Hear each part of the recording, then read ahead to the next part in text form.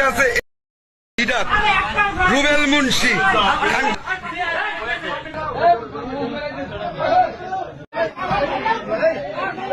আমার হাতে কোরআন শরীফ নিয়ে নিছি, আমি ছুঁয়ে বলতেছি এই সম্পূর্ণ ঘটনাটা মিথ্যা। আমি যদি আপনাদের সামনে একটা কথা মিথ্যা বলে থাকি, আল্লাহ আমাকে যেন নাস্তিক বানায়। গাইস, ডাকাতি করতে গিয়ে জনপ্রিয় কাপল ব্লগার ইমরান ভিপি এইবার ধরা খেল। তাছাড়াও জনগণ তাকে যেভাবে ধরে গণধোলাই দিল, তাছাড়াও এই বিষয়টি নিয়ে ইতিমধ্যে ইমরান ভিপি কেঁদে কেঁদে কি ভিডিও বানিয়েছে সবকিছু আপনাদের মাঝে উপস্থাপন করব। তাই বন্ধুরা সবাই ভিডিওতে লাইক দিয়ে শেষ পর্যন্ত দেখতে থাকুন। বন্ধুরা, ইতিমধ্যে পুরো সোশ্যাল মিডিয়াতে ভাইরাল কাপল ব্লগারের একজন হেড লিডার বলতে পারেন ইমরান ভিপিকে। সে ইতিমধ্যে তার পুরো দলবল নিয়ে ডাকাতি করতে গিয়ে হাতে নাতে ধরা পড়ে যায়। তাছাড়াও ইতিমধ্যে শোনা যাচ্ছে তাদের সেলুনে তেমন কোনো ইনকাম হচ্ছে না, তাও তারা একের পর এক সেলুন করতেছে, এমনকি এই ডাকাতি কাজকর্মগুলো নাকি করতেছে। তবে এইবার হাতে নাতে জনগণ কিভাবে তাদেরকে ধরলো সেই ভিডিওটি দেখো।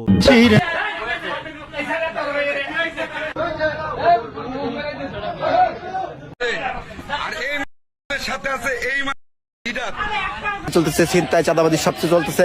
তো এই সুযোগটারে কাজে খাটিয়ে ইমরান ভিপি দেখেন ডাকাতি। বন্ধুরা, কয়েক ঘন্টার মধ্যেই এই ভিডিওটি এত পরিমাণে ভাইরাল হলো যে একজন কাপড় ব্লগার যে কিনা মাসে লক্ষ লক্ষ টাকা ইনকাম করে সেই নাকি ডাকাতি করতেছে, এমনটাই গুঞ্জন শোনা যাচ্ছে পুরো সোশ্যাল মিডিয়াতে।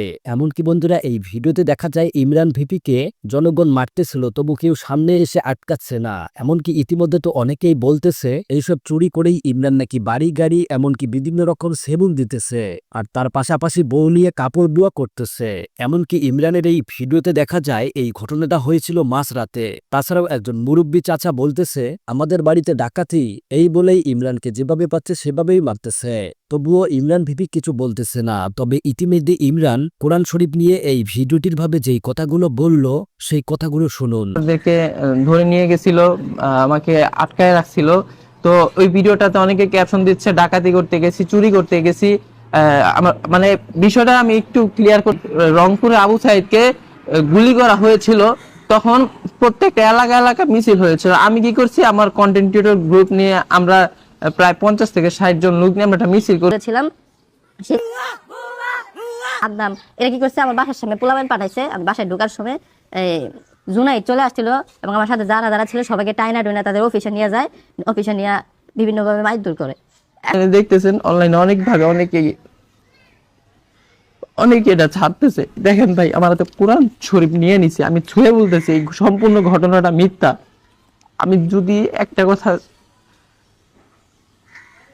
আমি যদি আপনাদের সামনে একটা কথা মিথ্যা বলে থাকি, আল্লাহ আমাকে যেন নাস্তিক বানায় দেয়। বন্ধুরা, ইমরান ভিবির কাছ থেকে শুনতেই পেলেন এটা অনেক পুরনো একটা ভিডিও। মানে জুলাইয়ের আন্দোলনে তারা বলতে পারেন একটা গ্রুপ মিলে আন্দোলন করতে গিয়েছিল, আর সেখানেই নাকি তার গ্রামের কিছু দুষ্কৃতী লোক তাদেরকে আটকে ধরে মারধর করে।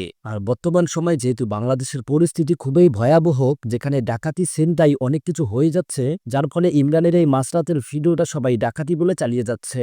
এমনকি ইতিমধ্যে বাংলাদেশে প্রায় ছড়িয়ে গিয়েছে যে ইমরান একজন ডাকাতি করে সেলুন বাড়ি গাড়ি সবকিছু করতেছে। তো যাই হোক বন্ধুরা, আশা করি ইমরানের সাথে কি হয়েছে তা এই ভিডিওতে ক্লিয়ার করতে পেরেছি। তো যাই হোক, ভিডিওটি ভালো লাগলে সবাইকে শেয়ার করে দিবেন, সবাই যাতে আসল সত্যিটা জানতে পারে। দেখা হবে পরবর্তী আপডেট ভিডিওতে। আল্লাহ হাফেজ।